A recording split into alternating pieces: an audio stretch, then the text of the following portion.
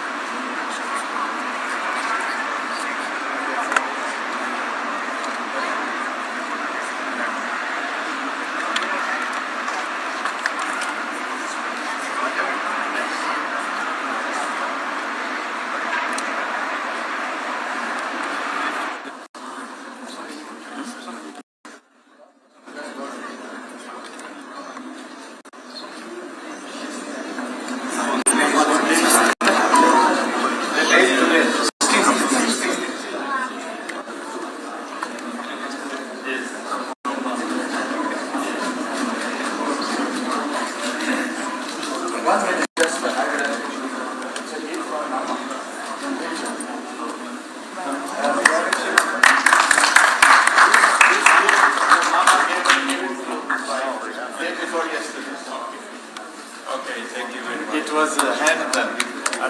Yes.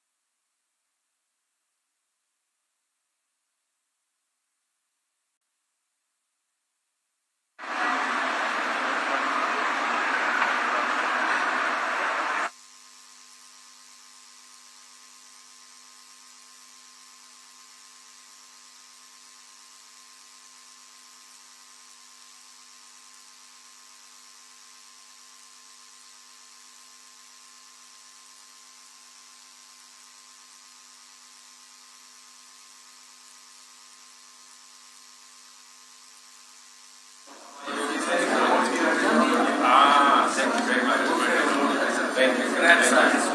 Hello, how are you? Very good. Thank you very much. Hello, how are you? Grandchildren. Thank you. Grandchildren. Hello, how are you? Hello, how are you? Very good. Hello, morning. How are you? Welcome to Kenya. Hello, how are you? Very good. Hello, how are you? Asante sana. Asante sana.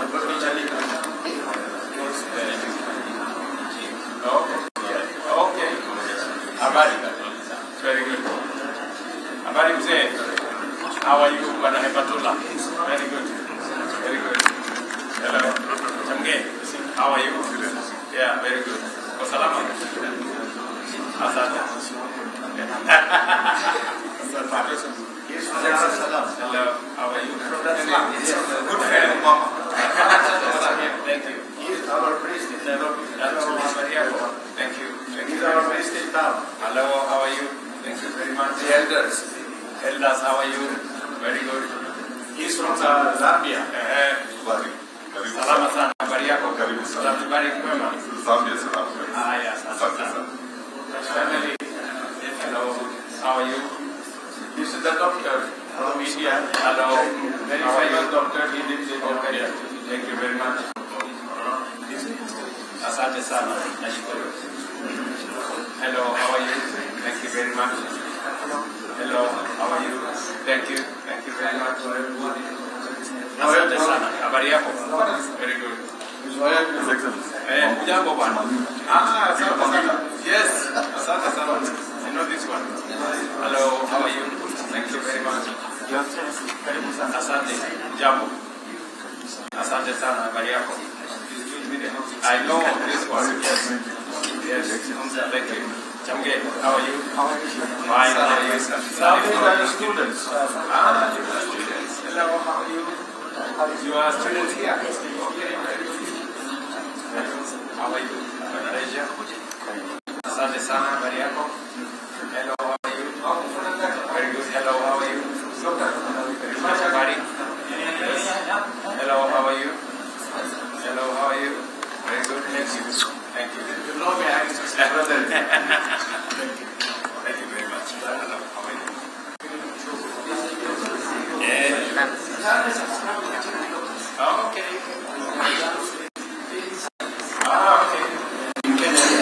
Okay. When? Okay. Thank you very much. Thank you.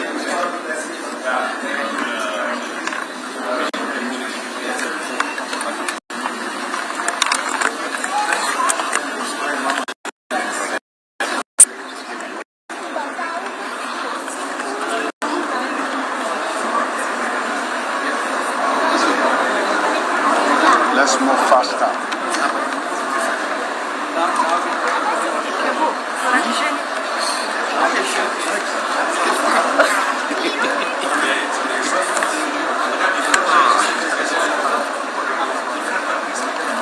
These are from all different countries. Yes. The children, students from 22 countries.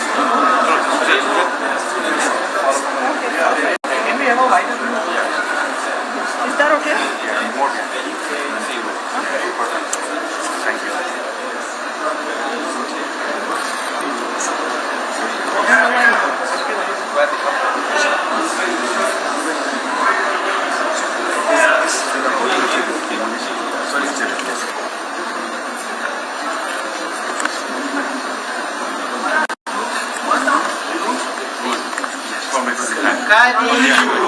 Mheshimiwa Rais wetu hapa Zambia, unatuelimisha umoja, kweli na amani, elimu na heshima ni ngao zetu.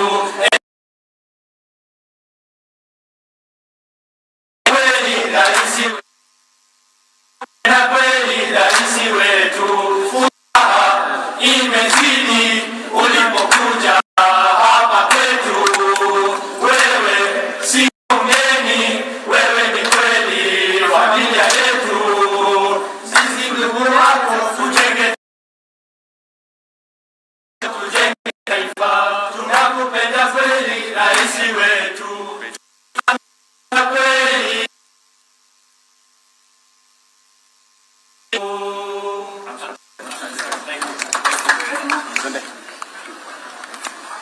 Kita siya ng pagkakas. So, you can tell what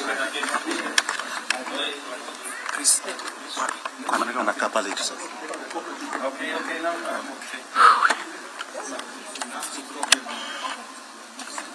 This is your English speak. करीबो कने ऑडिटोरियम में अल्जामिया आप अपना host lectures cultural programmes films में Yes, beautiful place. ये hexagonal design Yes. is inspired by the beehive. By the beehive. Wanafunzi Beehive. wanafunzi wetu kama hawanyuki wanafuata elimu na wanatoa kitu cha manufaa kwa wengine. Kwa hivyo this building represents learning which serves society.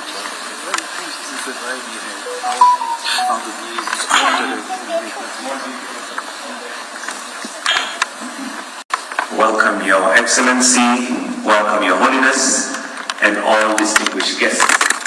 Excellency, the facility you're touring today is extremely vast, and it would have taken the whole day for you to be able to.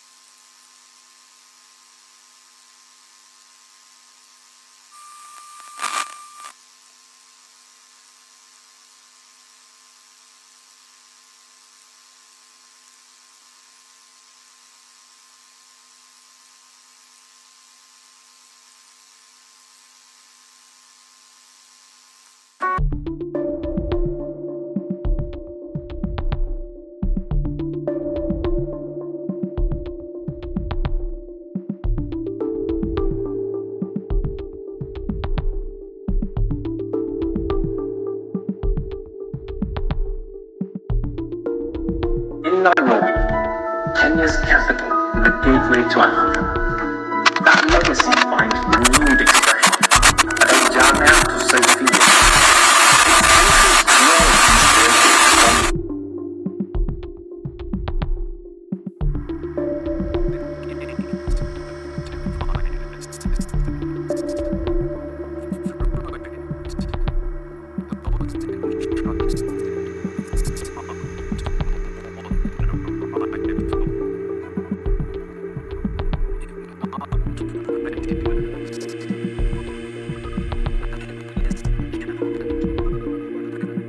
Is balanced with internationally benchmarked curricula in sciences, language, humanities, and philosophy. Students engage deeply with classical Islamic texts and manuscripts, and many commit the Holy Quran to memory. The aim is not just knowledge, but character, to forge graduates shaped by discipline, clarity of thought, and a strong moral compass, ready for meaningful engagement with the modern world. Education here is holistic. Beyond the classroom, students develop practical skills through culinary arts, calligraphy, and creative workshops. They work with digital technology, robotics, artificial intelligence, and large-scale architectural projection mapping. Educational journeys and outdoor expeditions synthesize learning with the wider world. Through a range of indoor and outdoor sports, from squash to football, they build discipline, coordination, and balance. This same essential harmony between enduring tradition and contemporary expression is visible across the campus. Stone stands with glass, solidity with clarity.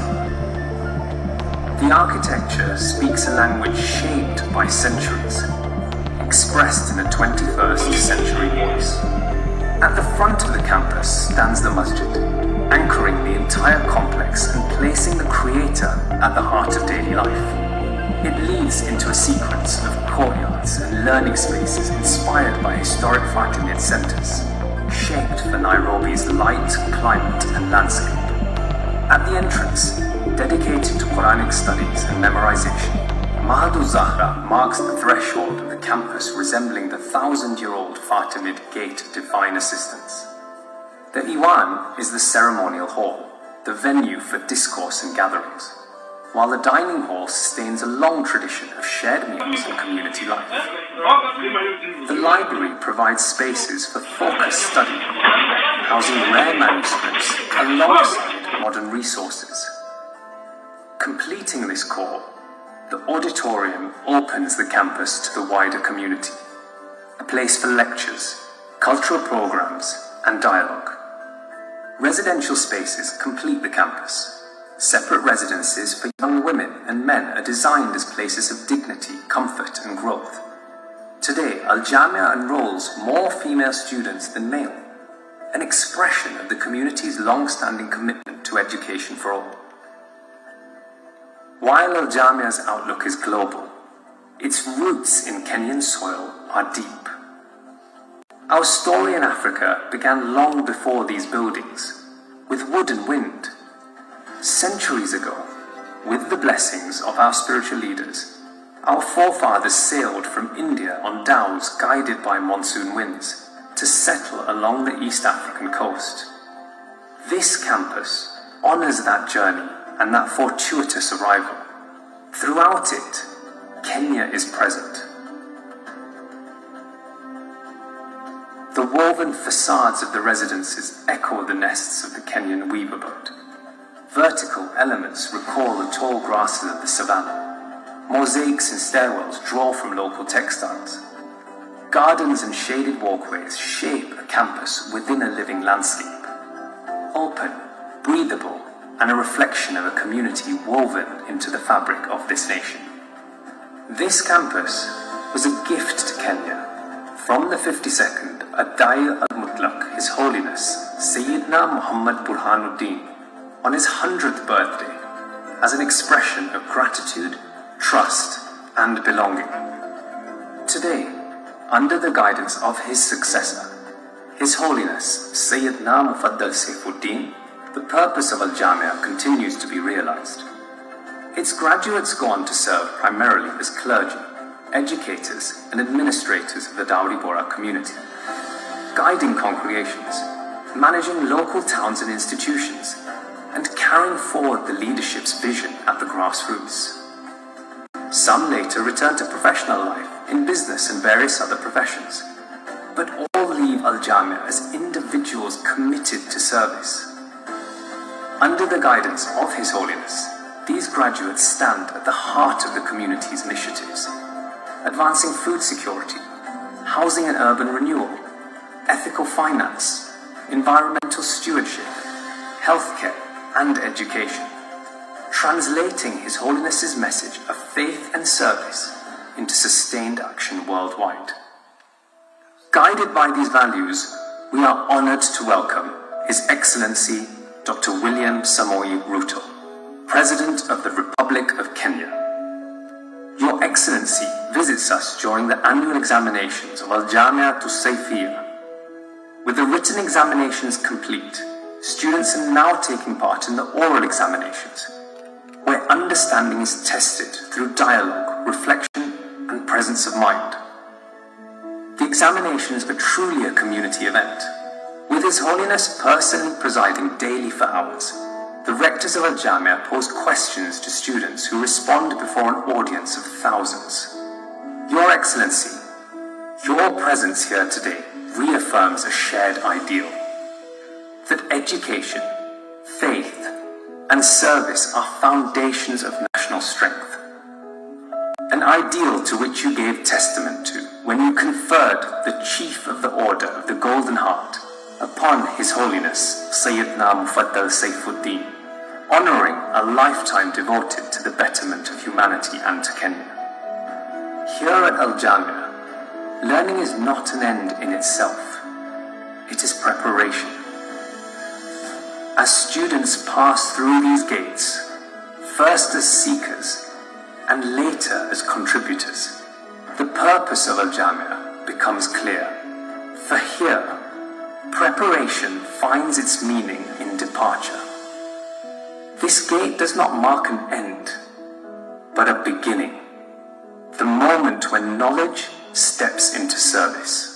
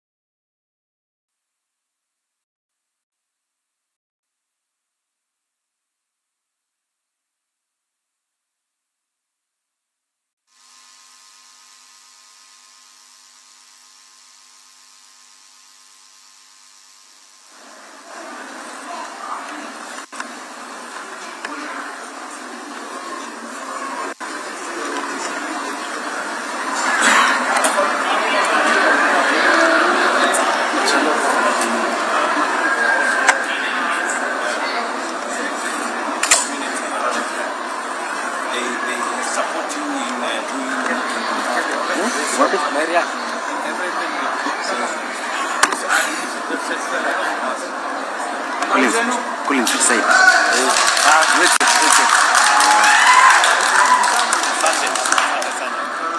200 staff working on campus.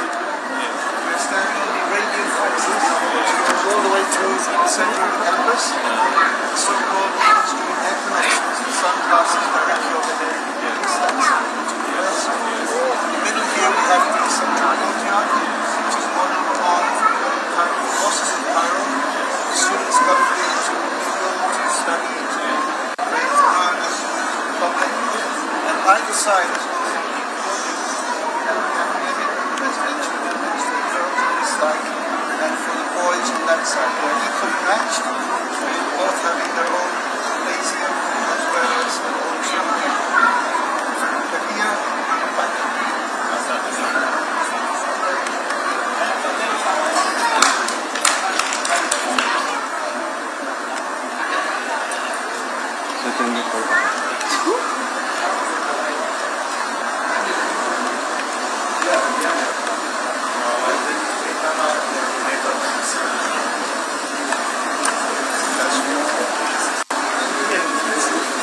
the dining hall.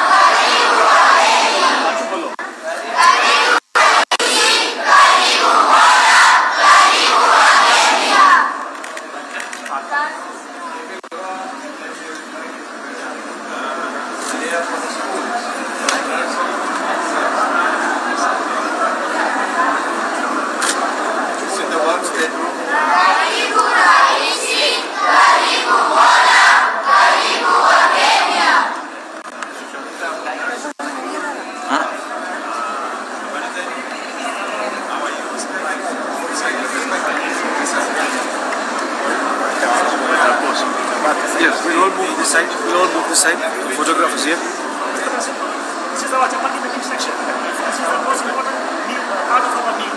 It's a form of meal. It's a form of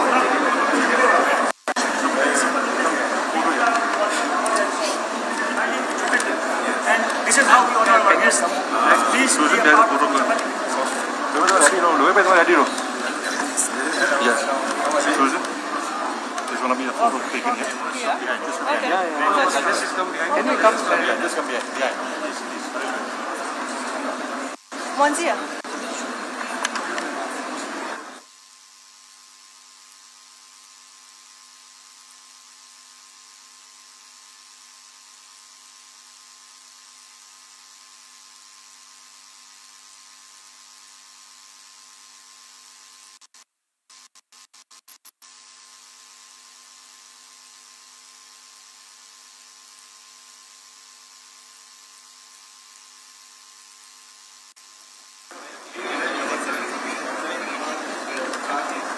Acha niwe bhai.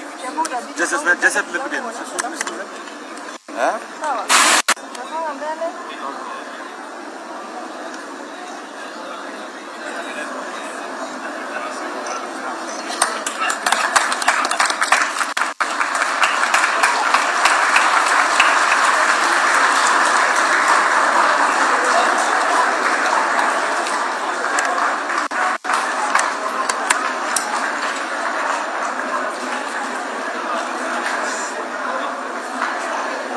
Acha niwe bhai.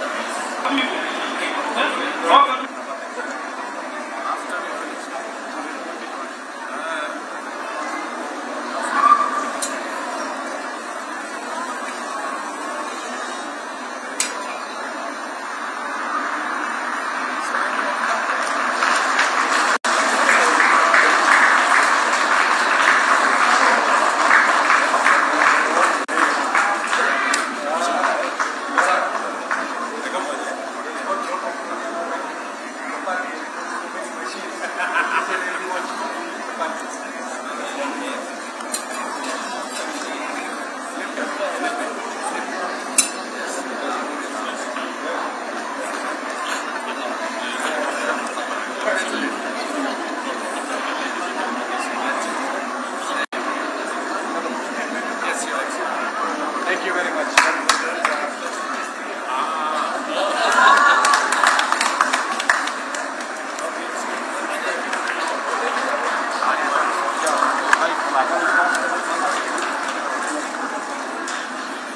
Bari waile betri.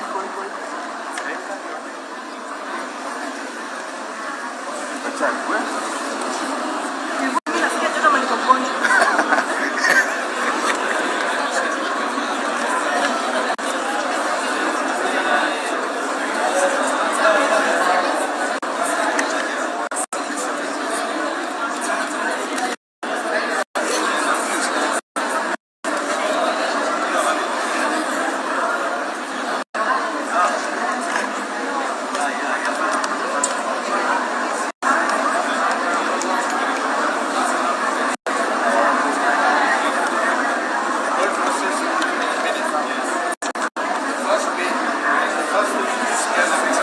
This is our kitchen staff.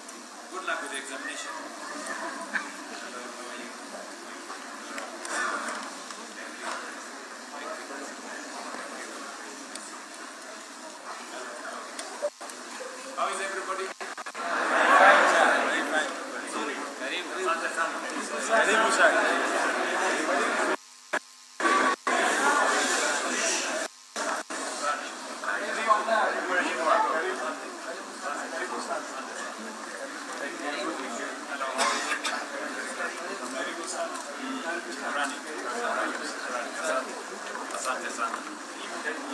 Thank you.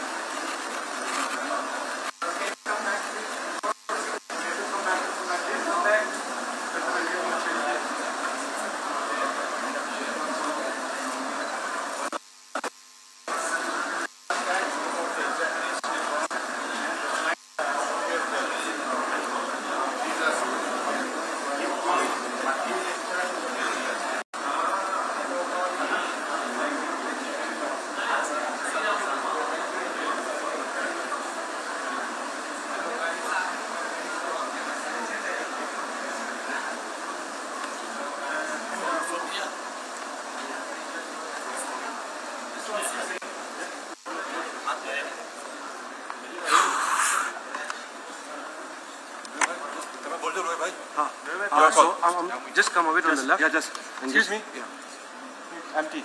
And then everybody at the back to go inside, huh? Everybody at the back to go.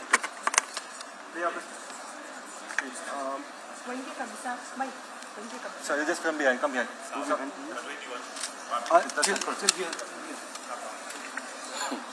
Jamaa tukimaliza nawapiga mangoto sasa.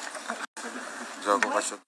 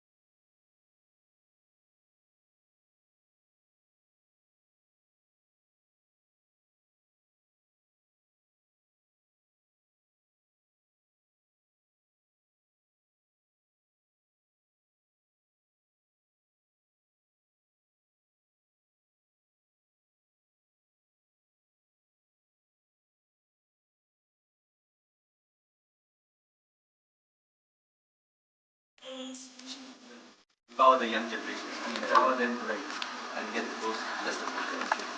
Every year, His Holiness conducts the annual Ashara Mubarak. This year's sermon is focused on astronomy and astrology, the structure of the universe. So throughout the year, students are encouraged to further research on the topics which His Holiness has expounded on during the Ashara Mubarak sermons. You can see here, this is examples of different astrologies in Indian astrology, Chinese, Western astrology, how it affects the functioning of the universe.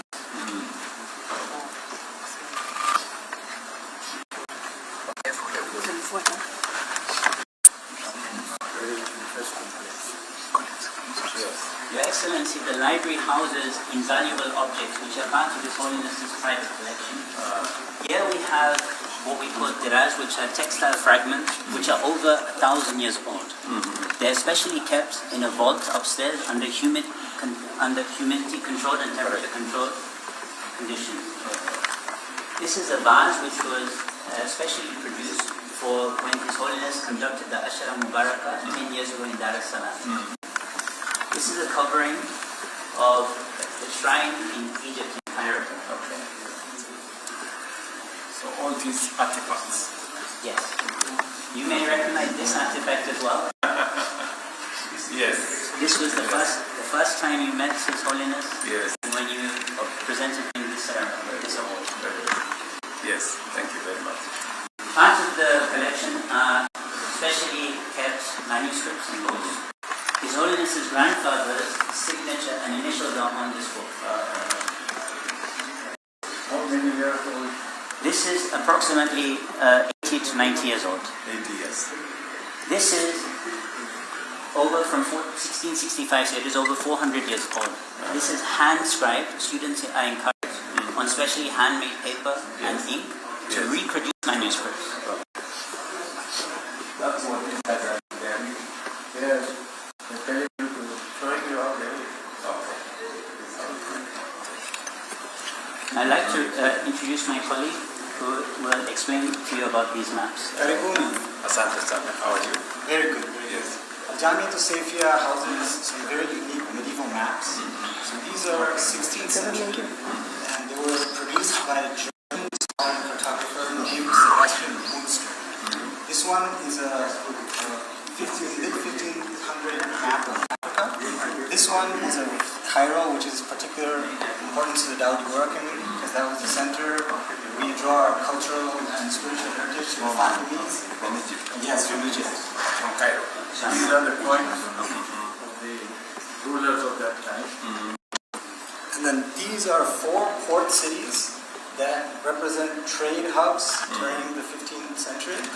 And you can see Aden, which is located in modern-day Yemen today, Mombasa, Kigwa, and Sufla. And this map is particularly unique because this is considered the oldest representation of Africa. There are earlier representations, but this one actually shows the continent as a single unit. And you can see here the Benga is for modern-day Kenya. If you look at these maps as a whole, we see the centrality of Africa as a center of trade hub, and now just as it is today. Very good. Your Excellency, this is a collection of many awards and recognition which His Holiness has been presented with in Africa. We have the Kishu Moshi here, each of the city, county of Mombasa.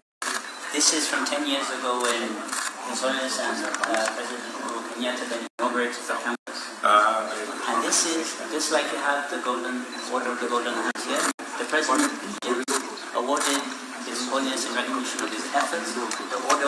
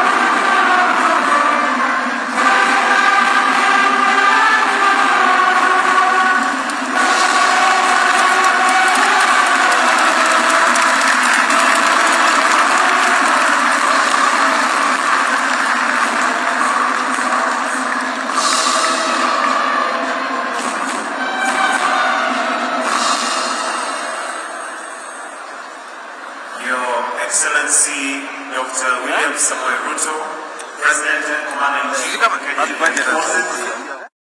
Your Holiness, Dr. Tienda Mufadal Saifuddin, Your Excellency Musalia Mudavadi, Prime Cabinet Secretary, Your Excellency Governor, Nairobi County, Honorable John, Your Eminence, Shahzad Khaid Johar Izzuddin, Cabinet Secretaries, Aden Duale, CS Health, and Julius Ogamba, CS Education, the Area Member of Parliament, Honorable Jalas, Principal Secretaries present, and the Dawoodi Bohra community.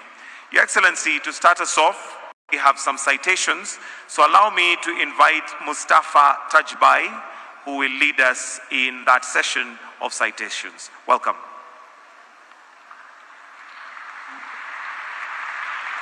Thank you. Bismillah ar-Rahman ar-Rahim.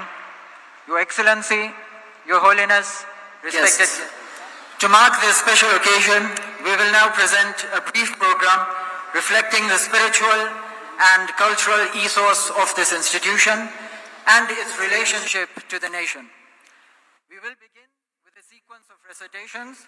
First, verses from the Holy Quran, followed by select lines from a poem composed by His Holiness in praise of the Prophet Muhammad and the Fatimid Imams.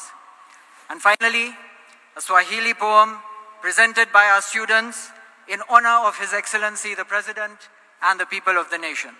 Asanteni.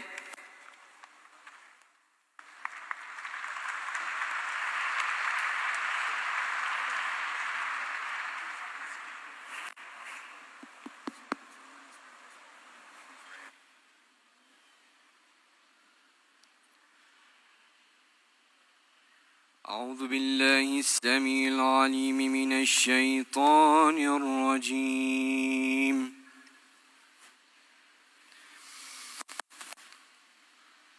بسم الله الرحمن الرحيم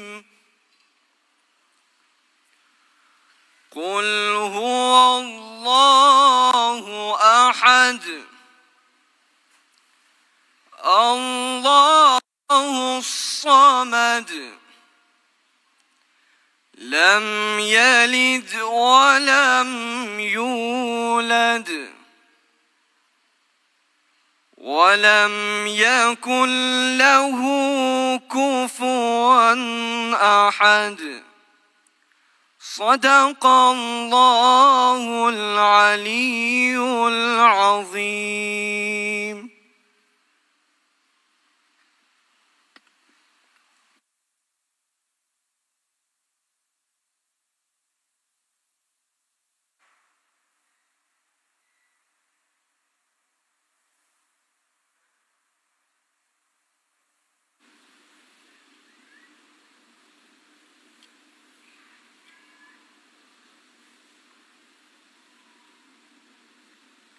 Babu, you get the last word.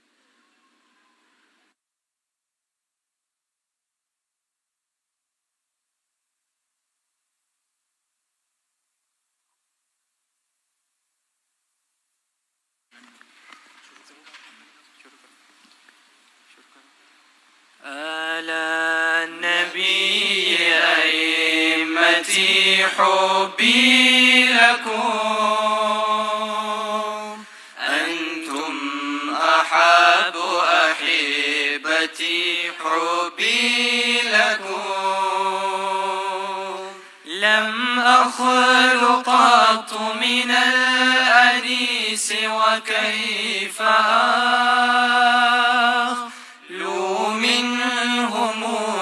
وحاشتي حبي لكم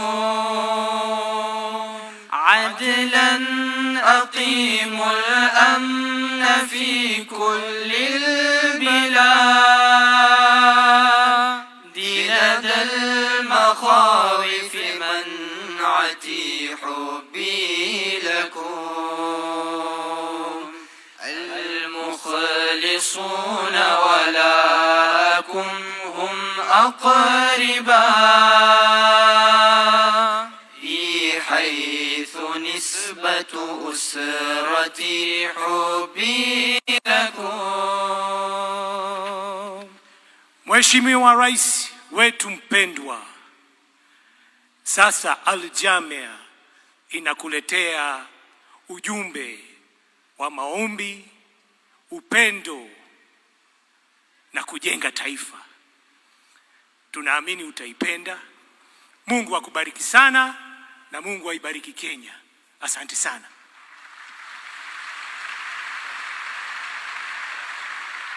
Raisi wetu, karibu raisi. Raisi wetu, karibu raisi. Karibu kwetu, raisi wetu. Umefika chuo cha baraka, nyumbani pa elimu na amani. Umefika chuo cha baraka, nyumbani pa elimu na amani. Raisi wetu, karibu Jamia. Tunakukaribisha kwa heshima, pamoja na moyo wa shukrani. Kukaribisha kwa heshima, pamoja na moyo wa shukrani. Umesimama kwa taifa, umelea ndoto za vijana, kwa elimu na maendeleo umeleta tumaini jipya. Elimu na maendeleo umeleta tumaini jipya. Pamoja tutatembea katika njia ya maarifa, kujenga Kenya imara kwa haki na uongozi wa amani. Kujenga Kenya imara kwa haki na uongozi wa amani. Karibu sana katika nyumba ya elimu. Hapa tunalea viongozi kwa Kenya na dunia nzima. Tunalea viongozi kwa Kenya na dunia nzima. Ni furaha na fahari kukuona hapa leo. Umeketa pamoja na Sayyidna katika mwanga wa baraka. Pamoja na Sayyidna katika mwanga wa baraka. Karibu raisi katika ndugu zako. Mungu akubariki daima na abariki Kenya yetu. Akubariki daima na abariki Kenya yetu. Raisi wetu, karibu Jamia.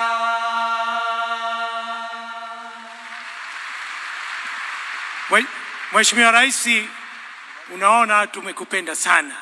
Kwa hiyo wote mliokuwepo hapa kwa pamoja tumshukuru rais wetu alipotuketembelea hapa. Kwa nikisema asante, asante, asante, wote mtanijibu asante sana. Asante, asante, asante rais. Zaidi zaidi, asante, asante, asante. Asante, asante, asante. Asante sana Mheshimiwa Rais.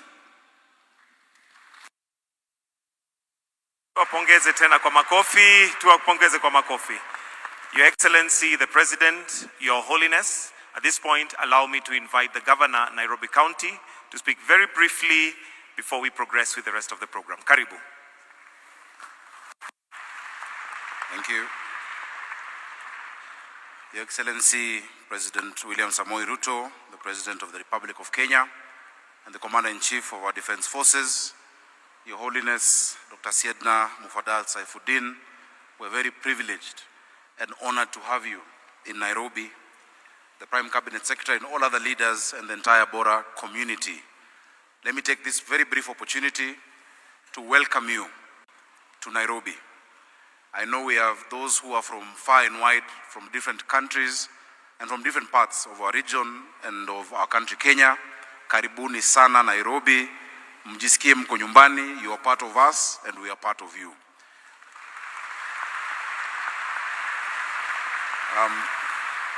Allow me very briefly, for just 1 minute, because we are in Langata constituency, to ask the Member of Parliament to greet you. It is good for you to know who your Member of Parliament is, right here where our Jamia is.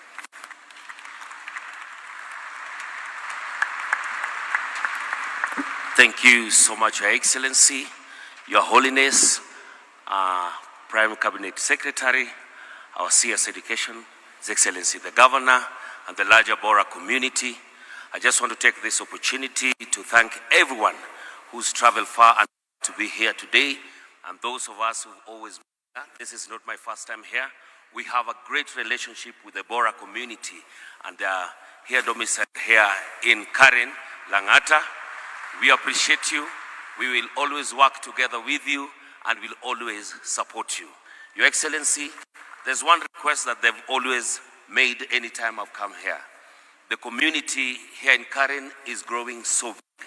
And one of the biggest requests to support this community has always been the dwelling of the Galleria Karen Road, so that they can have a good flow of people driving in.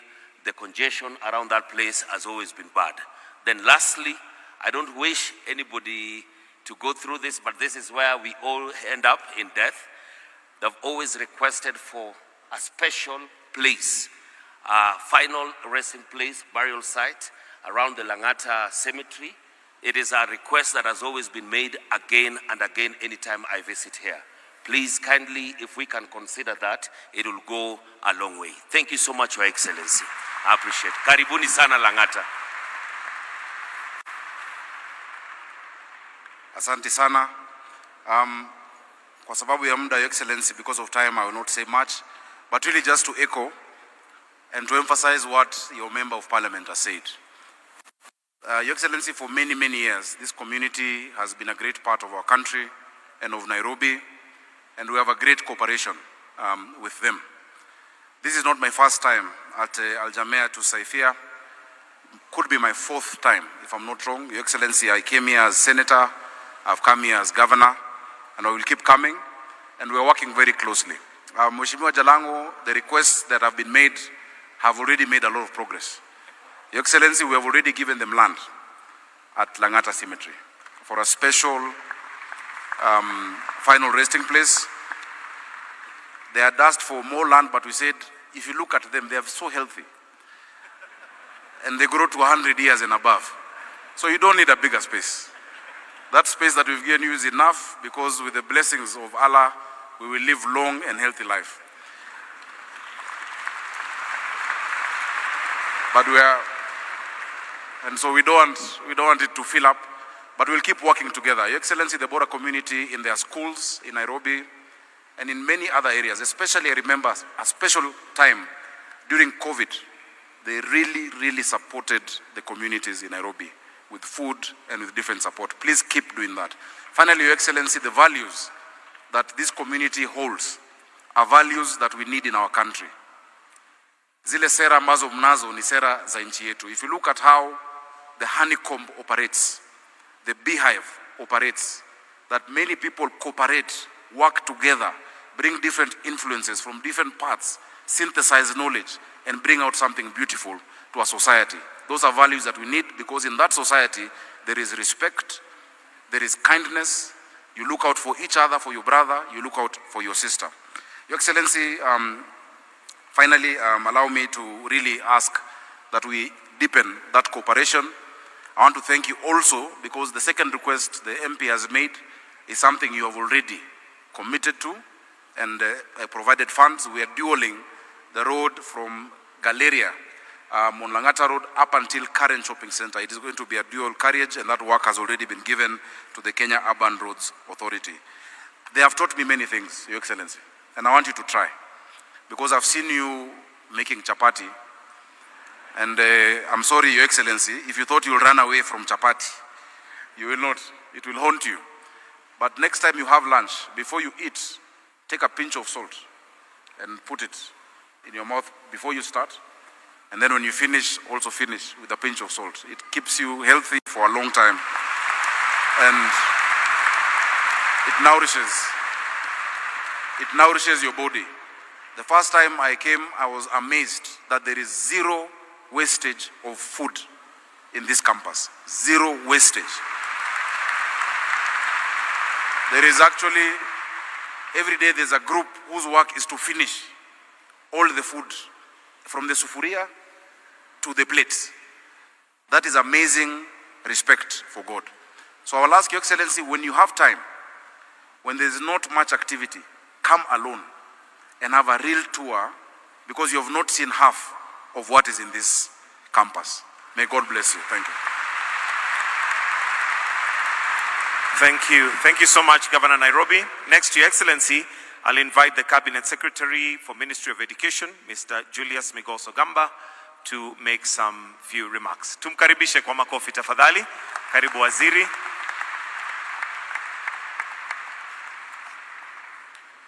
Your Excellency, the President of the Republic of Kenya and Commander-in-Chief of the Defense Forces, Dr. William Samoei Ruto, His Holiness Dr. Saidana Mfadil Saifuddini, the Prime Cabinet Secretary and Cabinet Secretary for Foreign Affairs, Dr. Musalia Mudavadi, my Cabinet colleague, Honorable Duale, CS Health, and Principal Secretaries here present, Your Excellency, Babu, you get the last word. Nairobi, Thank you, Jeff.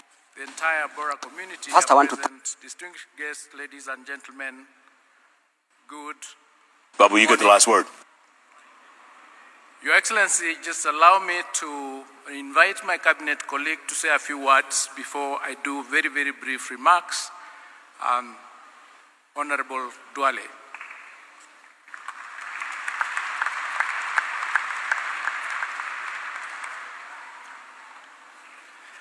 Your Excellency, sorry, First Your Excellency. Bismillahirrahmanirrahim. Alhamdulillahi Rabbil Alameen. والصلاة والسلام على أشرف الأنبياء والمرسلين سيدنا محمد وعلى آله وأصحابه أجمعين. أما بعد, Your Excellency, the President of the Republic of Kenya, His Holiness Dr. Saidna, and his two sons, and the entire leadership of the Bohra community, our Prime Cabinet Secretary, Cabinet colleagues, and the Governor of Nairobi. Your Excellency, mine will be very short. I was here in 2016 with President Uhuru when this center was new. And I want to thank you for taking your time on a Friday. In an hour's time, we'll go for the prayers, a holiday, to come and have a visit with this great community led by His Holiness. Your Excellency, His Holiness, before he came, this time he came with a team of doctors. And I really want the doctors to come and stand here. I didn't get half time to go to the theater. It's the day we were doing the Shah presentation. The doctors, the surgeons, before I say what they did together with our colleagues at Kenyatta National Hospital. Yes, Your Excellency. Please, can we?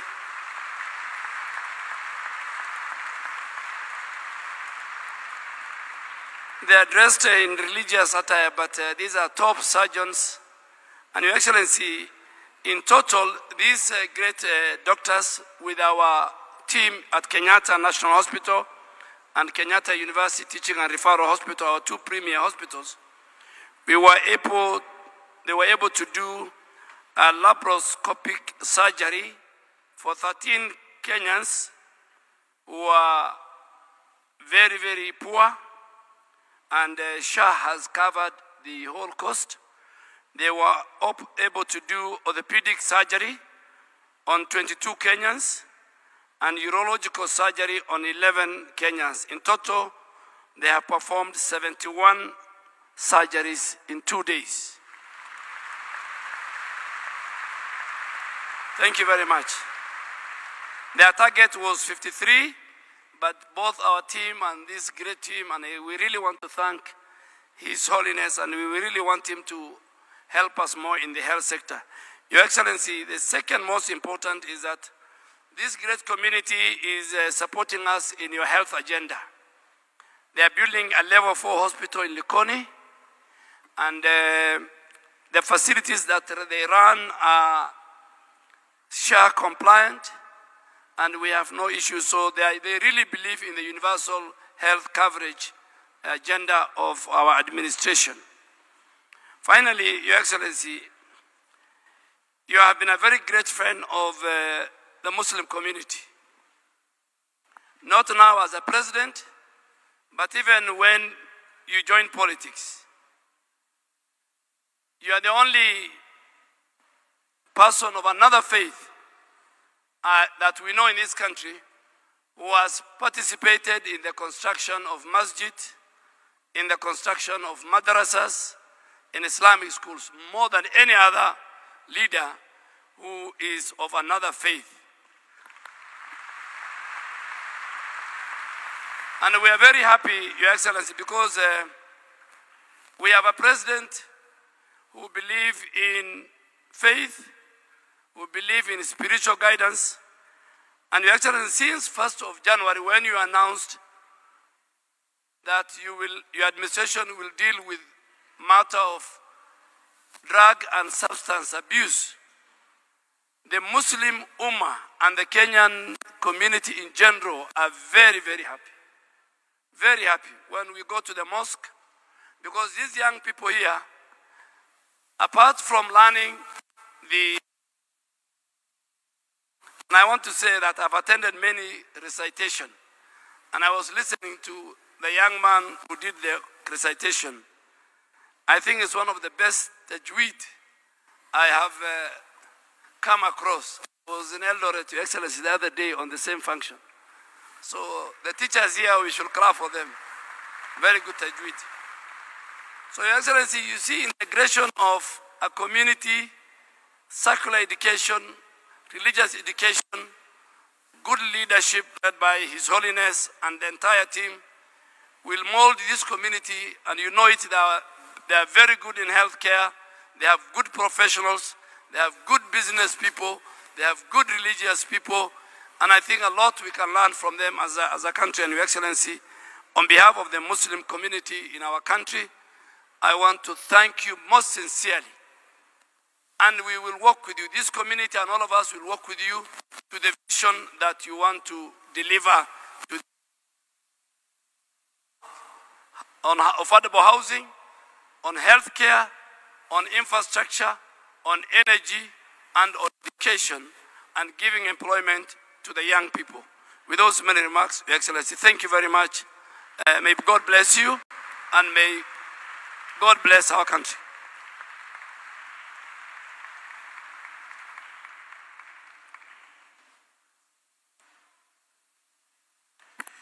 Your Excellency, let me begin by thanking you for taking your time out of your busy schedule to visit this institution.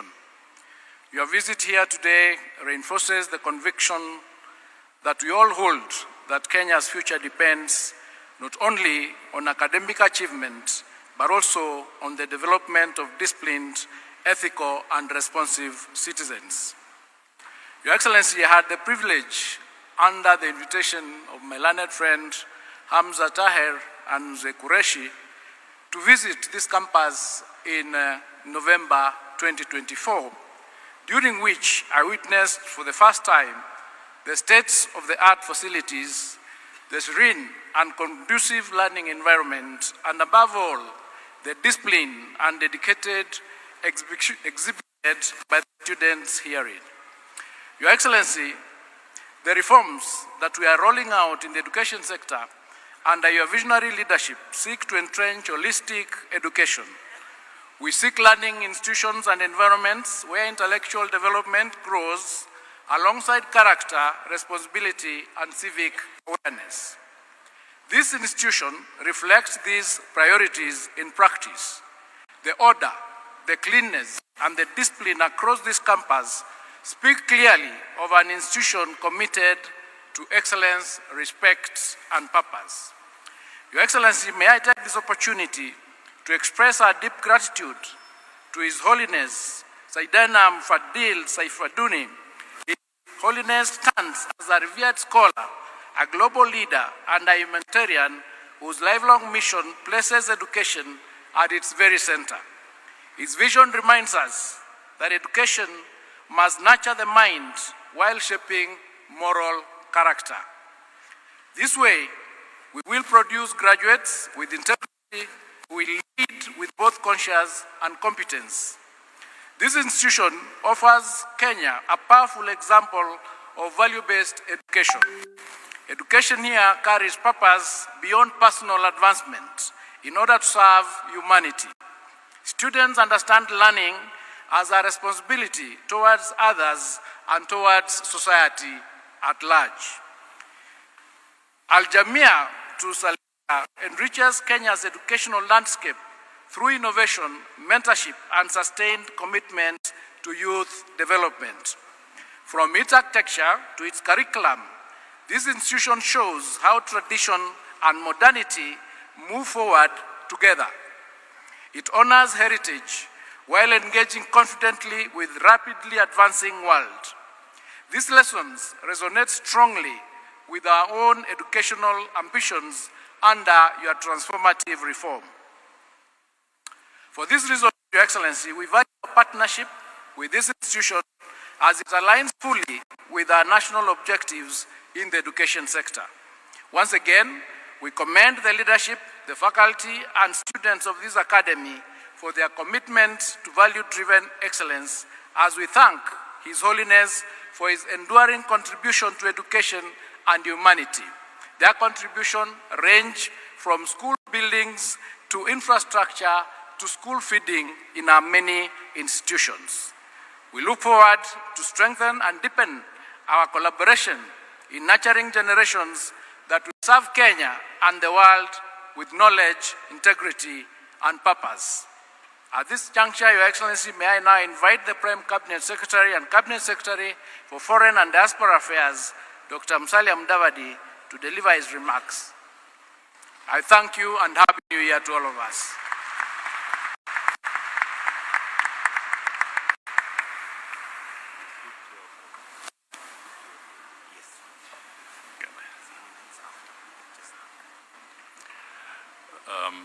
Your Excellency, Dr. William Ruto, the President of the Republic of Kenya and Commander-in-Chief of the Defense Forces, Your Holiness, Dr. Saidina Mufadal Saifuddin, the 53rd Dai al-Mutalak of the Dawoodi Bohras, fellow Kenyans who are present here, distinguished ladies and gentlemen, I have the singular honor, a very rare honor indeed, to invite His Holiness to lead us in prayer.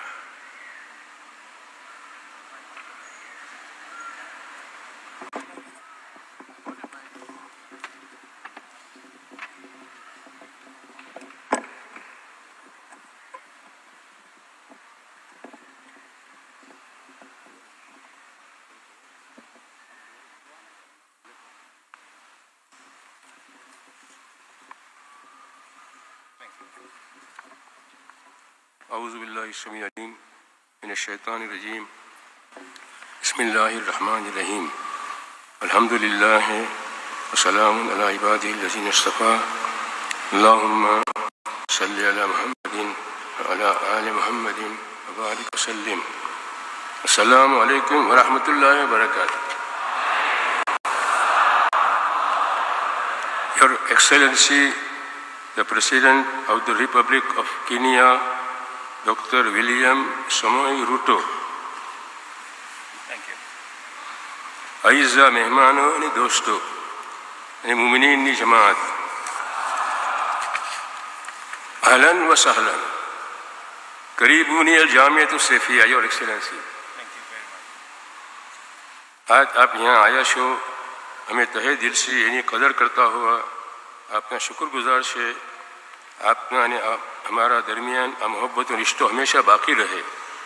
अल्लाह सुब्हानहू आपने अपना तमाम मकासद में कामयाब करे, यानी कीनिया में बल्कि तमाम आलम में अमन व अमान कायम रखे, यानी कीनिया ने हर तरह से तरक्की थाती रहे, यानी नु एजुकेशन लेवल बुलंद थातू रहे। दाऊदी बोहरा कौम कि कीनिया में वसी रहा है, इस अगलाने में हमेशा कहूँ छूँ कि कीनिया तमारू वतन है, यानी तरक्की वास्ते हमेशा तमें हर किस्म की कोशिश करता रहो, यहाँ कानून और निज़ाम की पाबंदी करीने मुल्क ना वफादा शहरी बनीने लेजो।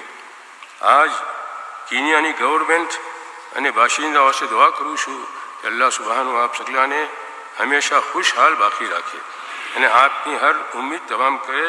रब्बना आतिना फि दुनिया हसनतन फिल आखिरत हसनतन वक़िना अज़ाबन नार व शुक्रन जज़ीलन। अस्सलामु अलैकुम व रहमतुल्लाहि व बरकातुहू।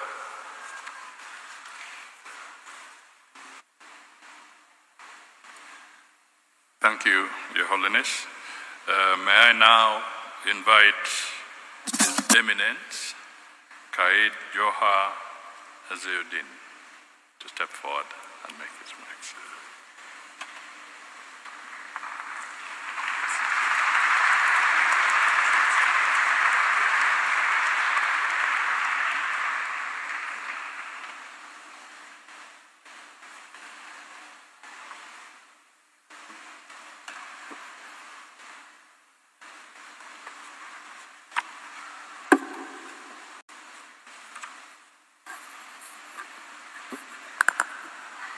Bismillahirrahmanirrahim. Hamidan wa musalliyan. Your Excellency, Dr. William Samoei Arap Ruto, CGH, President of the Republic of Kenya, Honorable Musalia Mudavadi, EGH, Prime Cabinet Secretary of the Republic of Kenya, Honorary Julius Megos Ogamba, Cabinet Secretary, Ministry of Education, Honorable Eden Bare Duale, EGH, Cabinet Secretary, Minister of Health, Honorable Johnston Sakaja, the Governor of Nairobi, Honorable Muhammad Dagar, Principal Secretary, State Department for Transport, distinguished guests, faculty and Abnaul Jamia students. Assalamu alaikum wa rahmatullahi wa barakatuh. અને તમે સગલા સાથે મળીને કહેજો પ્રેસિડેન્ટ સાહેબને કરીબુ સાના કરીબુ સાના.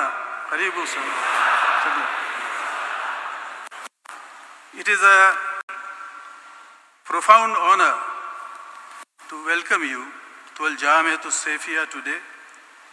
I stand here on behalf of His Holiness Sayyidina Mufaddal Saifuddin to convey his warmest greetings and his sincere gratitude to you for gracing us with your presence.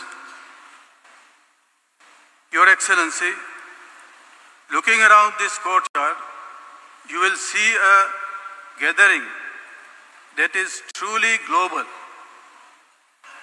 While many of us are proud citizens of the country, we are joined today by community members and students from all over the world. We are immensely proud that this international institution, a premier seat of learning for our community, is established here in Nairobi. It signifies that Kenya is not just hosting us, it is enriching us. The values, the principles, such as tolerance, humbleness, and the inherent beauty of the Kenyan people are absorbed here and carried by our students to every corner of the globe. In his address, His Holiness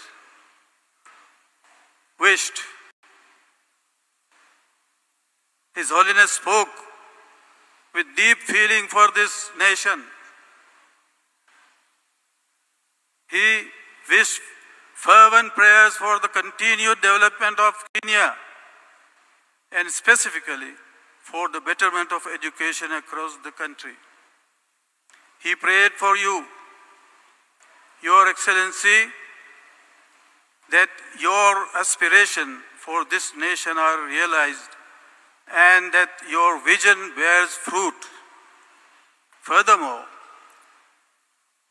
he addressed the Dawoodi Bohra community directly, instructing them to work hard, to remain disciplined, and to contribute tirelessly to the growth and prosperity of this nation.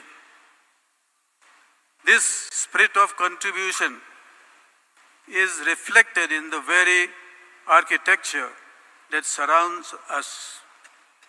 The arcades you see are inspired by your heritage in North Africa, situating the identity of this campus firmly within this great continent. But I invite you to look down at the ground beneath our feet, to look down beneath our feet. The stone flooring we walk upon is the distinct yellow machakos from the quarries of the township just near Nairobi. It serves a daily physical reminder to every student and faculty, and every faculty member who walks these corridors. The lesson is simple, yet profound. With every step we take on this yellow machakos, we are reminded that we belong to this land.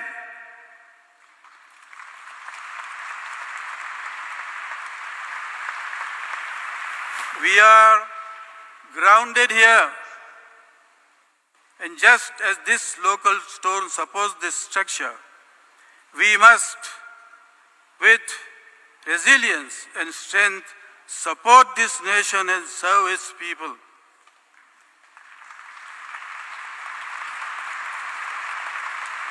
Your Excellency, we have followed your recent address to the nation closely. You have declared 2026 the year of transformation, a turning point where Kenya moves from promise to prosperity. You spoke powerfully about how this journey calls for a clear vision and leadership capable of delivering that vision. These words resonate deeply with us.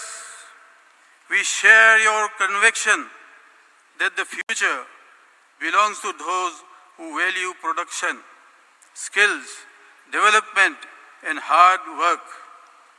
We see the roadmap you have laid out, focusing on infrastructure, employment, and dignity for every citizen. And the entire Dawoodi Bohra community of Kenya stand ready to support this national mission.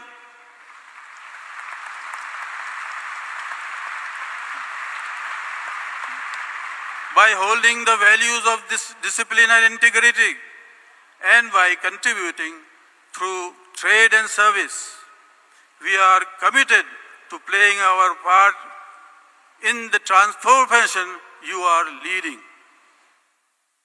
We deeply cherish the warmth and respect you have always shown towards our community. We hold in high regard the friendship you have extended to us, and we remember with great pride the honor you bestowed upon His Holiness at State House in December 2022, awarding him the Chief of the Order of the Golden Heart. These gestures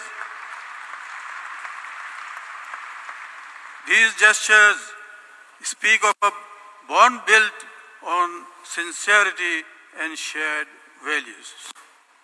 Your Excellency, you have often spoken about the importance of peace and faith in leadership. We hope that today, within these walls, you find a moment of that peace. On behalf of His Holiness, we thank you for your friendship, we thank you for your leadership, and we welcome you warmly to Al Jamia.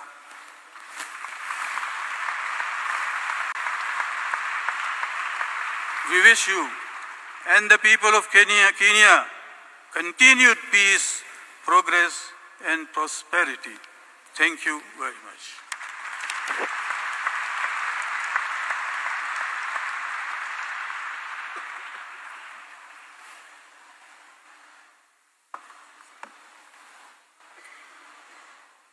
Thank you, Your Eminence. Your Excellency, the President of the Republic of Kenya, Your Holiness, distinguished members of the Dawoodi Bohra community in Kenya, and indeed also those who are from other nations who have joined us today. Fellow Kenyans, the management and students of Al Jamia to Safia Nairobi campus, ladies and gentlemen. Your Excellency, the Republic of Kenya enjoys cordial and long-standing relations with the Dawoodi Bohra community since the early 19th century. Historical records reveal that there were 120 members of the community in Mombasa by the 1870s. Today, thousands of the community members live in Kenya, with over 700 Dawoodi Bohra families based in Nairobi, mainly at the current center. In his travels across the world, His Holiness not only nurtures spiritual growth, but also engages with leaders worldwide to promote peace, cultural harmony, and societal well-being. His Holiness is indeed a leading diplomat of peace, spiritual growth, and human development. His Holiness and the Dawoodi Bohra community in Kenya continue to significantly contribute to our economy while promoting unity, philanthropy, and peace in support of national stability and economic progress. Notably, the Bohra community in Kenya has been active in popularizing cricket, thus contributing to Kenya's sporting culture and advancing our nation's sports diplomacy. The magnificent institution we toured today stands as a testament to the community's commitment to empowering individuals and strengthening communities through education, as well as promoting environmental protection. And I know, Your Excellency, you have a knack for good architecture. So you have met your challenger today. So, ladies and gentlemen, it is now my very great honor to invite His Excellency the President so that he can make his remarks and address us on this very auspicious occasion. Ladies and gentlemen, the President of the Republic of Kenya.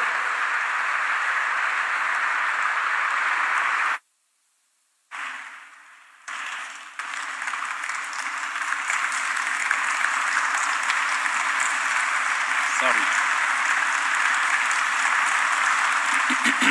Thank you very much. Please, let's take our seats. Thank you very much. Your Holiness, members of your family, distinguished guests, the Dawoodi Bohra community, fellow citizens, good morning. Hamjambo. Happy New Year. I am deeply honored to be here today, not only because of the warmth of this reception, but because this visit brings back very personal memories. Several years ago, I had the privilege of meeting His Holiness. That engagement then was brief, but its impact is lasting. It stayed with me not because of its length, but because of its depth.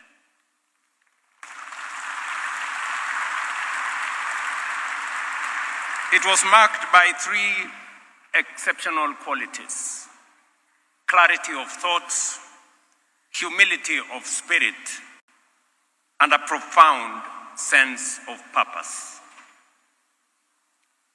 Over time, that first conversation grew into trust. Trust grew into friendship. And friendship found expression in meaningful gestures of goodwill, including my awarding, in the name of the people of Kenya and on behalf of the people of Kenya, the highest honor of the Chief of the Golden Heart to His Holiness. These moments matter because they are anchored in sincerity, mutual respect, and shared values. Kenya is a nation built on faith, resilience, and hard work. Our strength has never come from institutions alone, but from communities that believe in discipline, in service, and in responsibility. Communities that understand and appreciate that progress is sustained not by rhetoric, outward appearance, or fanfare, but by character, determination, and hard work that delivers results. When I visit institutions such as Al Jamia, I am reminded that education is more than the transfer of knowledge. It is the shaping of character. It is also the cultivation of values and the preparation of citizens to serve society with integrity, passion, and commitment.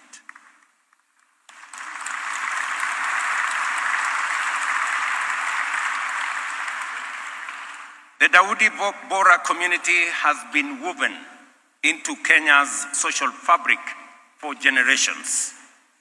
You have lived among us. You have invested here. You have uplifted lives. Quietly, consistently, and faithfully, you have contributed to our national story of generations and transformation. That is the kind of partnership every nation treasures, and Kenya does.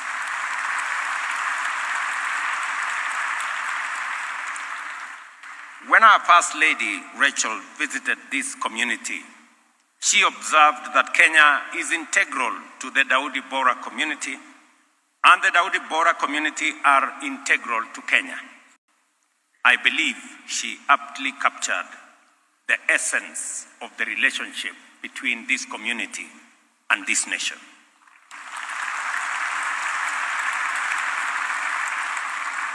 This community is often described through its institutions, its buildings, and its projects. Yet, what truly defines the Dawoodi Bohra community is daily life. It is how families live, how businesses operate, how young people are raised, how elders are respected, and how neighbors are treated.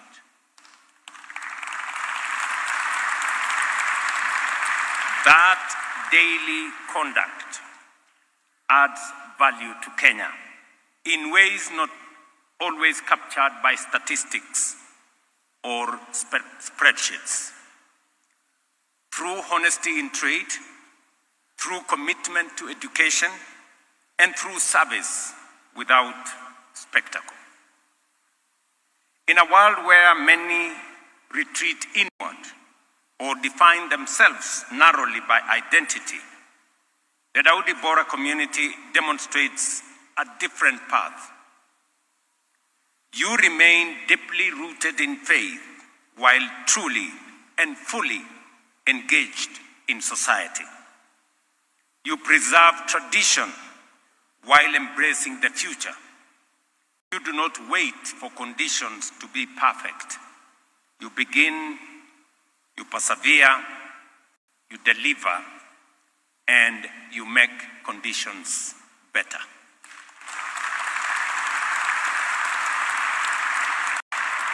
I have seen this spirit in action in Project Rise Health initiatives, in surgical camps that restore sight, that restore mobility and dignity to ordinary citizens, in outreach programs in places like Mariakani, where care reached hundreds of deserving patients, in mangrove restoration along our coast, protecting livelihoods and shielding communities from floods, and in moments of humanitarian response where help arrived not late, but on time. The governor of Nairobi has spoken to this. My Minister for Health has spoken to this. My Minister for Education has spoken to this. I will sum it up and say, you have been a most distinguished community in Kenya.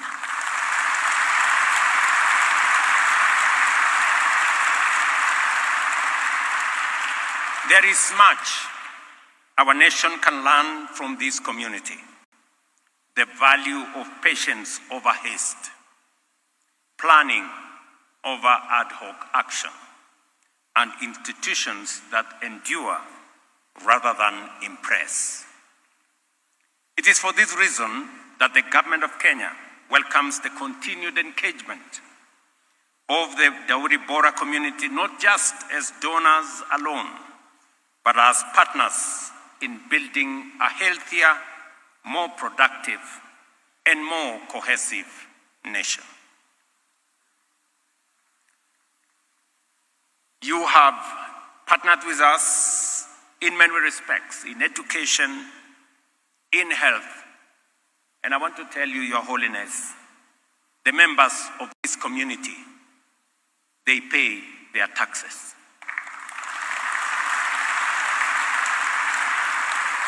They are very good business people. Business with integrity.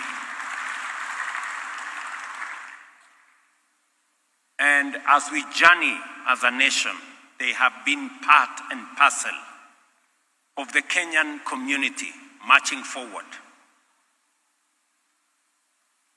Your Holiness, over the last 3 years, we have significantly transformed our education sector. We have undertaken some of the most consequential reforms in our education sector to expand opportunity and to ensure that every learner has an opportunity and no child in Kenya is left behind.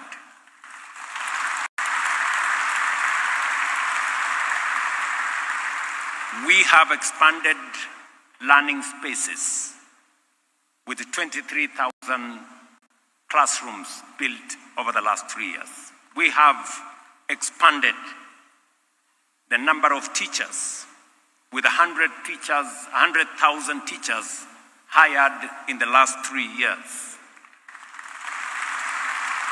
And we have increased our budget to the education sector by 200 billion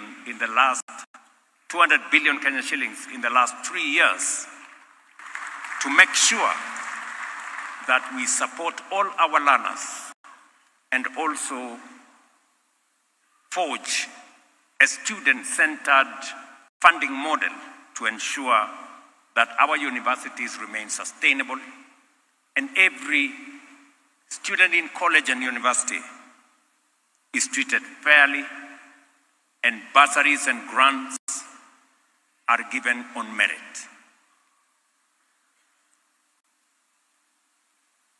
To the students of Al Jamia, you carry a special responsibility. Whenever your journey takes you, remember this: leadership is service, discipline builds trust, and consistency delivers outcomes.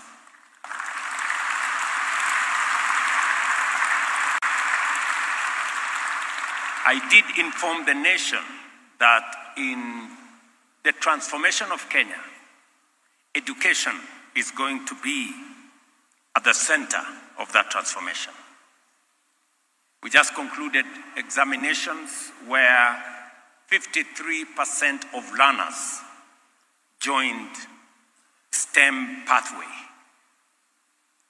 Our plan and target is to make sure that 60% of learners engage in the STEM space as we seek to build a professional, a highly professional workforce that will drive the transformation of Kenya into the future.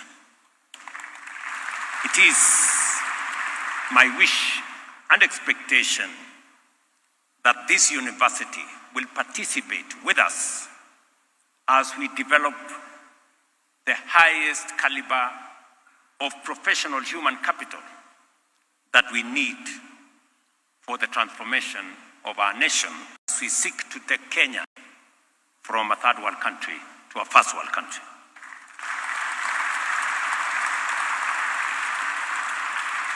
Let me also tell you, Your Holiness, that members of this community have worked with me on the priority projects that we have rolled out in Kenya. Among them, the housing program. I have seen in this gathering some of our very best investors and construction companies from the Bohra community who have worked with us in the development of our housing program across Kenya. As we all know, the housing program is not just about houses. It's about jobs. It's about dignity. It's about lifting people who live in neighborhoods and in spaces that do not have water, do not have sanitation, do not have electricity or roads. And I must say a very big thank you to the members of this community that are participating in the drive on our housing program. Let me also congratulate the members of this community for their participation in our health space. I want to say a very special thank you to the surgeons and the doctors that have come to work with their partners and colleagues in Kenya in the interventions that you have made in the last 2 days, and to thank members of this community who are working with us towards making health not a privilege for those who can afford, but a right for every citizen.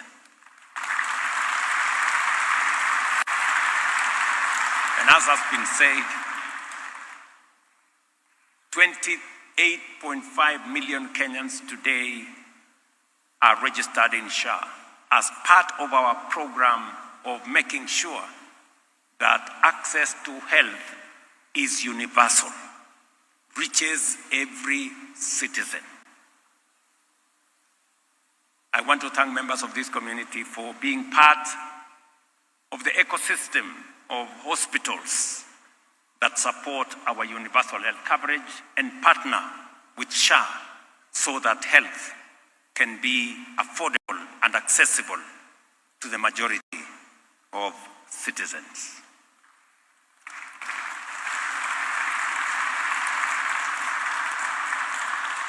Your Holiness, as we embark on the journey to move Kenya to a first world country, we seek your partnership, your support, and your prayers.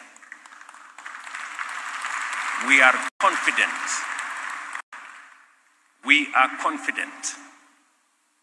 that with your partnership, your support, and as we build synergy across this nation, we will be able to transform our nation.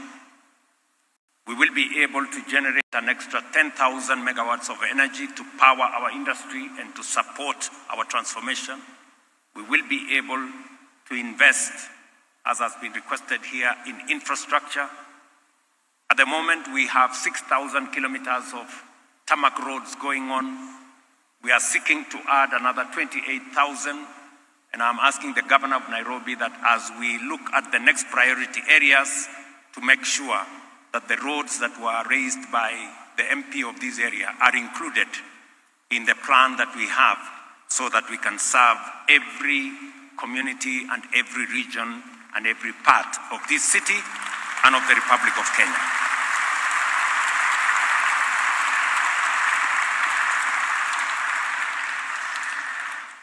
Your Holiness, I know you use our airport.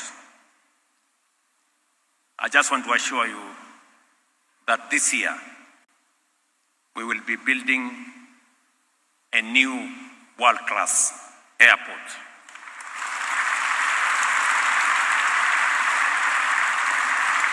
That will support not just Kenya as a hub in our region, not just our tourism sector, not just our conference sector, but also our business communities that use our airports for purposes of travel.